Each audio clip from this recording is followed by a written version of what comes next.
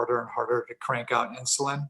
Mm-hmm. That's called insulin resistance. Your body is not utilizing insulin as well as it should be. So your body becomes resistant to it. Sort of like, I don't know if you drink alcohol, but if the first time you had a beer, you got drunk, and then after a while, one beer wouldn't get you drunk, so you'd have 2 or 3 beers, you're building up a resistance. So it's the same thing with insulin.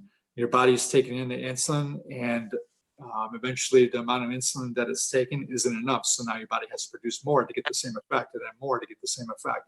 So now the red line starts creeping up, that you can slowly see it gradually come up.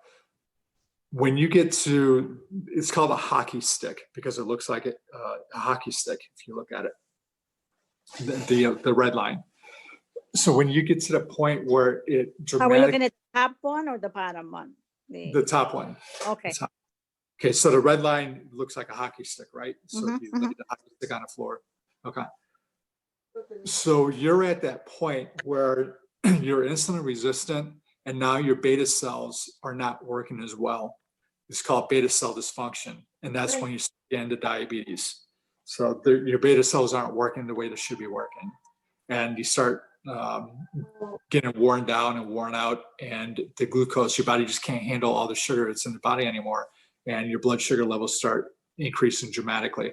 One of the members in the group, she was at a 6.2 when we first met, and I don't think she did anything of what she was learning inside the group. And the next time she had her A1C test, it went up to 6.4 within 3 months. So that What? went from 6.2 to 6.4. So she was on a cusp of being a type 2 diabetic if she didn't make any changes. She also had neuropathy. Do you know what neuropathy is? Do I know what it is? Right. Yeah. Is it from your feet? You can get it in your feet, you can get it in your hands also. You get the tingling, numbness, feeling like it's on fire. That's she was getting neuropathy, which is a clear indication that there's too much sugar. What happens is that glucose in large amounts in your body, blood, it's like acid to your cells. It starts killing the cells. So that numbness and everything is the cells are starting to die. The oxygen and the nutrients and the red blood cells were not carrying the nutrients to the cells, so the cells were dying in the capillaries. And the capillaries, the veins and the arteries are the smallest in your fingers and your feet. And that's why you feel it in those 2 areas first.